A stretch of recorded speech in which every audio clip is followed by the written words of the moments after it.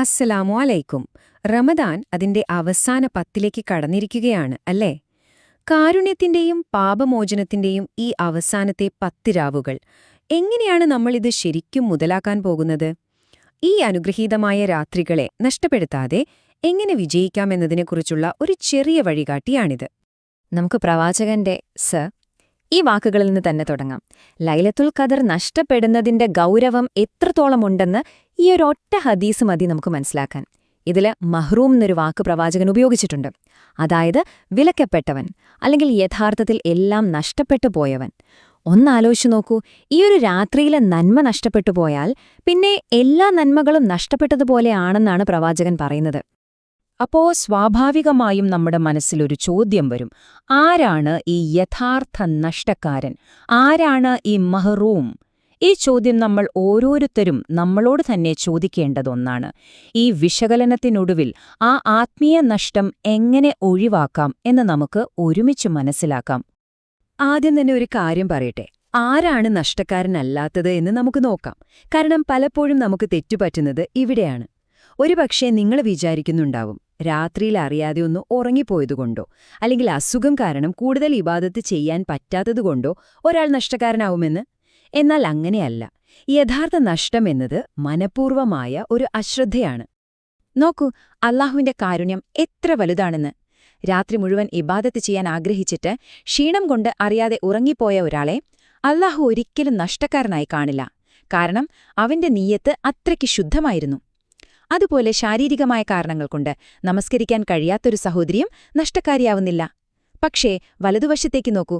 ആ അനുഗ്രഹീത രാത്രിയിൽ അറിഞ്ഞുകൊണ്ട് പാപങ്ങൾ ചെയ്യുക, മറ്റുള്ളവരുമായി വഴക്കിടുക, അല്ലെങ്കിൽ ഏറ്റവും കുറഞ്ഞത് ഫർള് നമസ്കാരങ്ങൾ പോലും ഉപേക്ഷിക്കുക, അവരാണ് യഥാർത്ഥത്തിൽ എല്ലാം നഷ്ടപ്പെടുത്തുന്നവർ. എന്തുകൊണ്ടാണ് ഈയൊരു രാത്രി നഷ്ടപ്പെടുത്തുന്നത് ഇത്രയും വലിയൊരു കാര്യമായി ഇസ്ലാം പഠിപ്പിക്കുന്നത്? ആ രാത്രിയുടെ മഹത്വം എന്താണ് നമ്മൾ ശരിക്കും മനസ്സിലാക്കുമ്പോഴേ നമുക്കത് ബോധ്യപ്പെടും. അപ്പോൾ എന്താണ് ഈ ലൈലത്തുൽ ഖദർ? എന്താണ് അതിനെ ഇത്രയധികം സ്പെഷ്യലാക്കുന്നത്? ഖദർ എന്ന വാക്കിന് അറബിയിൽ പല അർത്ഥങ്ങളുണ്ട്. ശക്തി, പദവി, പിന്നെ വിധിനിർണയം. പദവി ഉയർത്തുന്നു എന്ന് പറഞ്ഞാൽ നമ്മളെപ്പോലെ സാധാരണക്കാരിൽ സാധാരണക്കാരനായ ഒരാൾക്ക് പോലും ആ രാത്രിയിലെ ഇബാദത്ത് കൊണ്ട് അള്ളാഹുവിന്റെ അടുത്ത് വലിയൊരു സ്ഥാനം കിട്ടുന്നു എന്നാണ്. വിധി നിർണയിക്കുന്നു എന്ന് പറഞ്ഞാലോ നമ്മുടെ അടുത്ത ഒരു വർഷത്തെ ആരോഗ്യം, റിസ്ക്, ജീവിതം, മരണം എല്ലാം ആ രാത്രിയിൽ തീരുമാനിക്കപ്പെടുന്നു. സൂറത്തുൽ ഖദറിലെ ഈയൊരു ആയത്ത് മാത്രം മതി ഇതിന്റെ ഗൗരവം മനസ്സിലാക്കാൻ.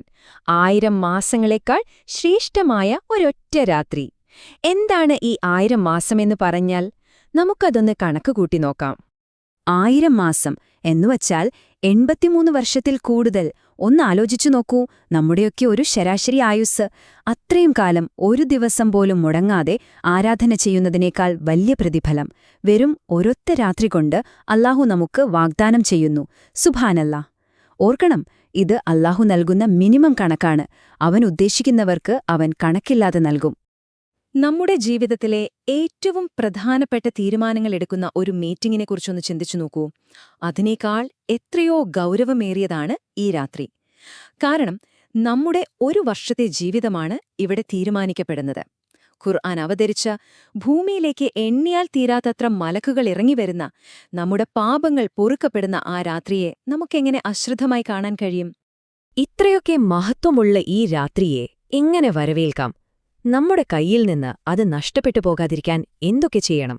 ഇതാ വളരെ ലളിതവും പ്രായോഗികവുമായ ഒരു 5 കാര്യങ്ങളുടെ ചെക്ക്ലിസ്റ്റ്, ആർക്കും ചെയ്യാൻ പറ്റുന്നത്.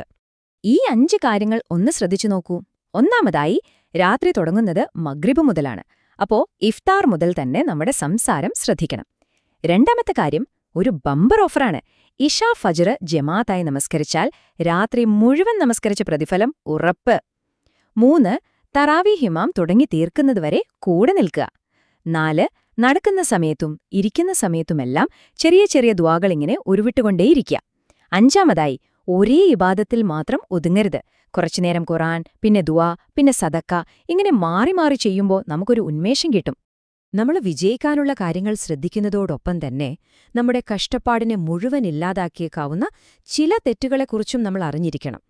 കാരണം ഈ തെറ്റുകളാണ് നമ്മളെ അറിയാതെ ആ മഹ്റൂം അഥവാ നഷ്ടക്കാരുടെ കൂട്ടത്തിൽപ്പെടുത്തുന്നത്. പ്രവാചകന്റെ ജീവിതത്തിൽ നടന്നൊരു സംഭവം ഇവിടെ നമ്മൾ ഓർക്കണം.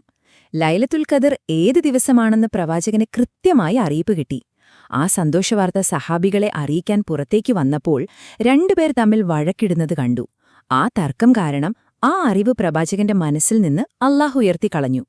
ഒന്നാലോചിച്ചു നോക്കൂ, ഒരു ചെറിയ തർക്കം കാരണം ഒരു സമൂഹത്തിനു മുഴുവൻ കിട്ടേണ്ടിയിരുന്നൊരു വലിയ അനുഗ്രഹം നഷ്ടപ്പെട്ടെങ്കിൽ നമ്മുടെ ഈ സോഷ്യൽ മീഡിയയിലെ അനാവശ്യ വാഗ്വാദങ്ങളും തർക്കങ്ങളും നമ്മുടെ വ്യക്തിപരമായ അനുഗ്രഹങ്ങളെ എങ്ങനെയായിരിക്കും ബാധിക്കുക? ശരി, നമ്മൾ ഈ വിശകലനത്തിന്റെ അവസാന ഭാഗത്തേക്ക് കടക്കുകയാണ്. ഒരുപാട് ആരാധിച്ചു, രാത്രി മുഴുവൻ ഉറക്കമൊഴിച്ചു. പക്ഷേ നമുക്ക് ലൈലത്തുൽ ഖദർ കിട്ടിയോ? അതിന്റെ യഥാർത്ഥ അടയാളം എന്താണ്? അത് പിറ്റേന്ന് രാവിലെ സൂര്യൻ ഉദിക്കുമ്പോൾ കാണുന്ന അടയാളങ്ങളല്ല, മറിച്ച് നമ്മുടെ ഹൃദയത്തിൽ സംഭവിക്കുന്ന മാറ്റങ്ങളാണ്. ഈ രാത്രിയുടെ അടയാളം ആകാശത്ത് മാത്രമല്ല നമ്മൾ നോക്കേണ്ടത്, നമ്മുടെ ഉള്ളിലേക്കാണ്, നമ്മുടെ ഹൃദയത്തിലേക്കാണ്. ഈ റമദാൻ കഴിഞ്ഞു പോകുമ്പോൾ എന്നിൽ എന്തു മാറ്റമാണ് അതുണ്ടാക്കിയത്? ഈ ചോദ്യം നമുക്ക് നമ്മളോട് തന്നെ ഒന്ന് ചോദിച്ചു നോക്കാം. ഏറ്റവും പ്രധാനപ്പെട്ട പോയിന്റ് ഇതാണ്: ലൈലത്തുൽ ഖദർ കിട്ടി എന്നതിന്റെ യഥാർത്ഥ അടയാളം നിങ്ങളുടെ ഹൃദയത്തിൽ അല്ലാഹുവിനോടുള്ള ഖദർ അഥവാ മതിപ്പും സ്ഥാനവും കൂടുന്നു എന്നതാണ്. അങ്ങനെ കൂടുമ്പോൾ അല്ലാഹുവിനു വേണ്ടി ത്യാഗം ചെയ്യുന്നത് ഒരു ഭാരമായി തോന്നില്ല. നമ്മുടെ സമയത്തിലും സമ്പത്തിലും അല്ലാഹുവിനൊരു വലിയ പങ്ക് കൊടുക്കാൻ നമുക്കൊരു മടിയും ഉണ്ടാവില്ല. എല്ലാത്തിനുമുപരി എന്ത് സംഭവിച്ചാലും അല്ലാഹു കൈവിടില്ല എന്നൊരു പ്രതീക്ഷ, ഒരു പോസിറ്റീവ് ചിന്ത നമ്മുടെ ഹൃദയത്തിൽ എപ്പോഴും ഉണ്ടാവും. ഇതാണ് ലൈലത്തുൽ ഖദർ നമ്മളിൽ ഉണ്ടാക്കേണ്ട യഥാർത്ഥ മാറ്റം. ഈ മാറ്റം നിങ്ങളിൽ കാണുന്നുണ്ടെങ്കിൽ സന്തോഷിച്ചോളൂ, നിങ്ങൾ വിജയിച്ചവരുടെ കൂട്ടത്തിലാണ്. ഈ ഒരു മനോഹരമായ ദുആയോടുകൂടി നമുക്ക് അവസാനിപ്പിക്കാം. ആയിഷ റളിയല്ലാഹു അൻഹ പ്രവാചകനോട് ചോദിച്ചു, ലൈലത്തുൽ ഖദറാണെന്ന് ഉറപ്പായാൽ ഞാൻ എന്താണ് പ്രാർത്ഥിക്കേണ്ടത്? അപ്പോൾ പ്രവാചകൻ സല്ലല്ലാഹു അലൈഹി വസല്ലം പഠിപ്പിച്ചു കൊടുത്ത പ്രാർത്ഥനയാണിത്. ഈ പ്രാർത്ഥനയുടെ ഒരു ഭംഗി നോക്കൂ. നമ്മൾ ചോദിക്കുന്നത് അല്ലാഹുവിന്റെ വിട്ടുവീഴ്ചയാണ്. കാരണം അവൻ വിട്ടുവീഴ്ച ചെയ്യാൻ ഇഷ്ടപ്പെടുന്നവനാണ്. ഈ ഒരൊറ്റ പ്രാർത്ഥന മതി നമ്മുടെ ഹൃദയത്തിൽ പ്രതീക്ഷ നിറയാൻ. അല്ലാഹു നമ്മെ എല്ലാവരെയും മഹ്റൂമാകുന്നവരിൽ നിന്ന് കാത്തുരക്ഷിക്കട്ടെ, വിജയികളുടെ കൂട്ടത്തിൽ ഉൾപ്പെടുത്തട്ടെ. ആമീൻ.